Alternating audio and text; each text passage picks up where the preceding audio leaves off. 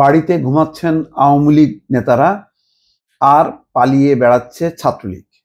Facebook লাইভে এসে ছাত্রলীগ নেতা এই কথা বলেছেন, সেটাকে শিরোনাম করা হয়েছে।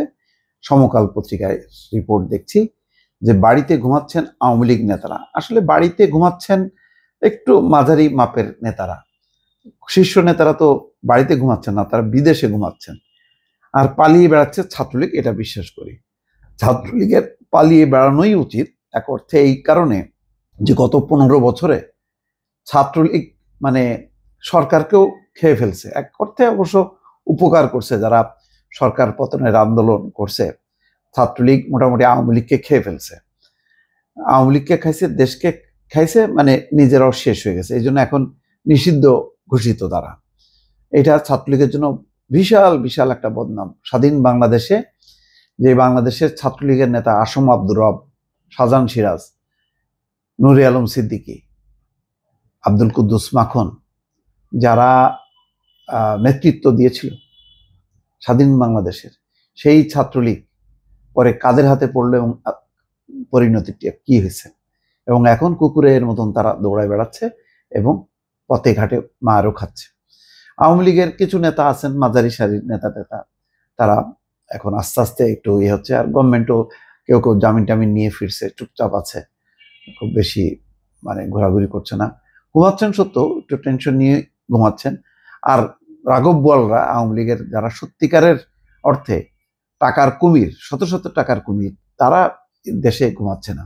একটু সংশোধন করে দিলাম আর কি, তারা বিদেশে ঘুমাচ্ছে। এইসব রিপোর্ট তো দেখছেন, তাদের ছবি সহ, মূলত কয়েকটা জায়গায়। একটা হলো কলকাতা, দিল্লি, লন্ডন, আমেরিকা, এই মোটামুটি মোটা দাগের এই কয়েকটা জায়গায় আছে। এছাড়াও বিশ্বের বিভিন্ন জায়গায় ছড়াই ছিড়াই আছে, মালয়েশিয়া আছে, ব্যাংককে আছে, কম্বোডিয়ায় আছে। তিনি বলছেন যে বড় বড় আওয়ামী লীগ নেতা যারা শত শত কোটি টাকার মালিক হয়েছেন, তারা শহরে ঘুরছেন, বাড়িতে ঘুমাচ্ছেন, তাদের বিরুদ্ধে কোনো মামলা নেই, বাড়িঘরে হামলা ভাঙচুর নেই। যত হামলা ভাঙচুর মামলার আসামি ছাত্রলীগের সাধারণ নেতা কর্মীরা, তারা পালিয়ে বেড়াচ্ছেন।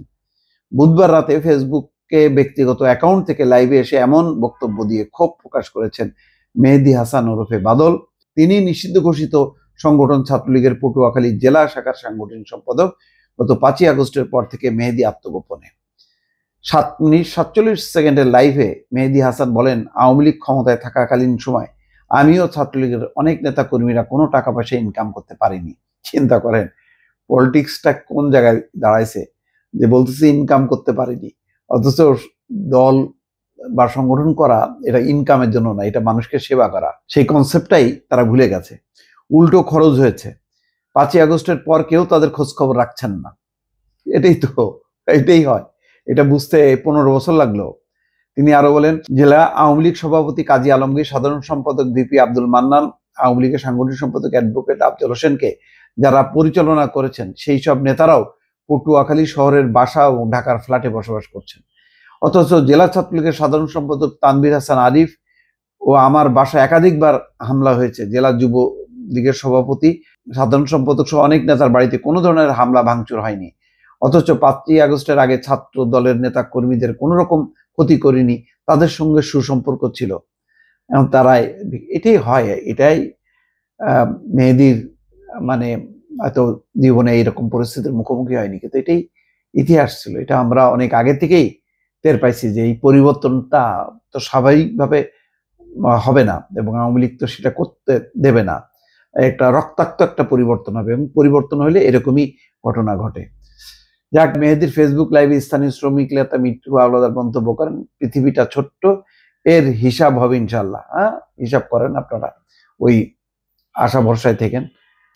ওসি বলছেন, পটুয়াখালী থানা সদর যারা চিহ্নিত সন্ত্রাসী তাদের গ্রেপ্তারে পুলিশের নিয়মিত অভিযান অব্যাহত আছে। যাই হোক, এই লাইভের একটা বাস্তবতা হলো এটাই এখন বাস্তব। অনেকে মুখ খুলছেন, অনেকে মুখ খুলতে পারছেন না, যেটা সত্য। শীর্ষ পর্যায়ে যে নেতারা আছে তাদের প্রতি বিন্দু মাত্র আর কোনো সম্মান, ভক্তি, শ্রদ্ধা কিচ্ছু নেই। কারণ তারা যে বিদেশে বিলাসী জীবনযাপন করছেন, এটা মোটামুটি তারা বুঝে গেছেন, এবং তারা যে কোনো রকম এই দুঃসময়ে নেতা কর্মীদেরকে সহযোগিতা করছেন না, বা তাদের নিরাপত্তা নিশ্চিত করার জন্য যে কোনো পদক্ষেপ নিচ্ছে না, এটা তারা বুঝতে পারছেন। রাজনীতি যে কত নিষ্ঠুর, বিশেষ করে ক্ষমতার রাজনীতি যে কত নিষ্ঠুর হইতে পারে, কত মানে খারাপ হইতে পারে, তার এখন ভিকটিমরা যারা বুঝেছেন তারা এখন মুখ খুলছেন। আগামী দিনে দেখবেন যে আরো এরকম অনেক মুখ পাওয়া যাবে যারা এই কথাগুলো মেহেদীর মতন করেই কথাগুলো বলছেন। দর্শক ভালো থাকবেন, আল্লাহ হাফেজ।